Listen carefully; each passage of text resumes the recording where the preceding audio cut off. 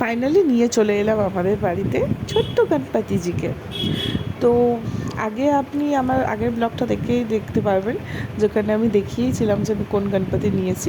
বলিনি, বলেছিলাম পরে দেখাবো। তো এটা হচ্ছে আমার ফাইনাল লুক, মানে আমার গণপতির ফাইনাল লুক। দেন উনি বিরাজ করছে। আর এটা হলো আমার আগের বছরের গণপতিজি। এনার না দুটো সেম এসেছিলো, মানে আগের বছর তার আগের বছর দুটো সেম কালারের এসেছিলো, কালার আলাদা ছিল, সরি, ডিজাইন একই ছিল। আর যাই হোক, এখানে আমার গণেশজি বসে রয়েছে। আর চেষ্টা করছিলাম ব্লগস বানানোর। এটা আমার সেকেন্ড ডে লুক, এটা অ্যাজ আ সেকেন্ড ডে আজকের। কালকেরটা আর হয়ে উঠতে পারিনি তাড়াহুড়োতে।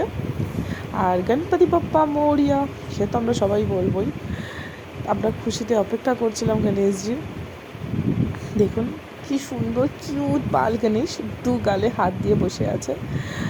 যাই হোক, দুঃখ সহকারে বলতে হবে 10 দিন পর আমরা এই গণেশজিকে বিসর্জন করবো, মানে উনি ওনার মায়ের কাছে যাবে लाखों ফাইনালি। में एक है तू सबसे निराला, আর फेस तेरा क्यूट ওনাকে सा है আমি लुक আমার কাছে भोला রেখে भाला। দেবো। बाप्पा ऐसे आना कभी वापस ना जाना, आओ আমার सारे ছোট্ট मिलके गाए গণেশ। बाप्पा वाला गाना। এটা হলো আমাদের মন্দিরের অপোজিটে গণেশজির প্যান্ডেল বসেছে।